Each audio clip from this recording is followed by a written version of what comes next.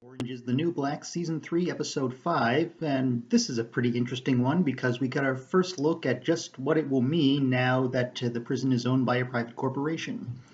And we see them go through this kind of Kafka type story, not nearly as much as the Season 2 premiere, but it involves a bunch of prisoners taking a test that turns out to be completely meaningless because they're just picked at random and it's designed to just make them think they have some kind of control over it. And it is a neatly creepy idea, and hopefully the show keeps building on that and shows just how depraved this kind of thing can be. Because it is a real problem in the country today. Anyone who watches Last Week Tonight will know that. It is pretty neat in the meantime to see them go through all this with a bunch of weird questions that were just pulled off the internet. And then in the end, it turns out they've been assigned to making underwear for like probably some huge corporation that's not going to be paying them anything.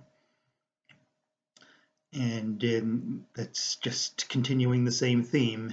So well, I have no idea where quite that will go, but it's going to be interesting to watch.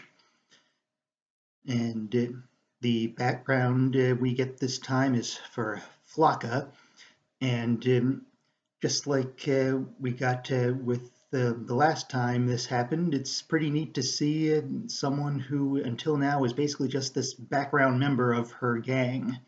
And it turns out she was a goth teenager who sold fake LSD, but a kid was convinced he really was high and killed himself or tried to. It's a bit unclear, but she was arrested anyway for it, and it's like one of the more sympathetic ones we've seen because it's easy to see why she didn't think this was doing anything wrong if she ever got caught. But if you know anything about how the law works with this kind of thing, you know it is a crime.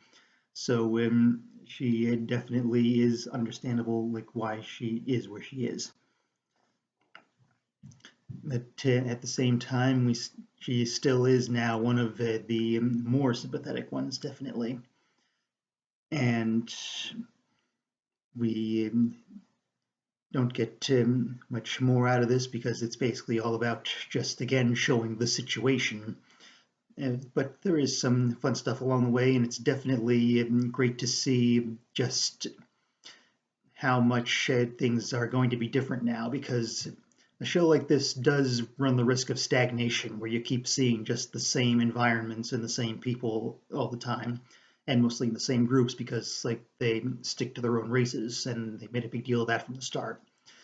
But this whole setup now definitely is a big step forward, and it promises to go into some interesting places. Oh, and can't forget, we also have tasty, kind of gaslighting Washington. I got her name wrong last time, sorry for that. But she is making her own booze in the yard, and Tasty stealing it, and she thinks a squirrel is doing it, so she gets kind of weird over that. And it's basically funny and disturbing in equal measure. And it's a tricky combination to pull off, but they do it here, and this is probably going to go somewhere quite interesting for both of them. So let's just see where that goes next time.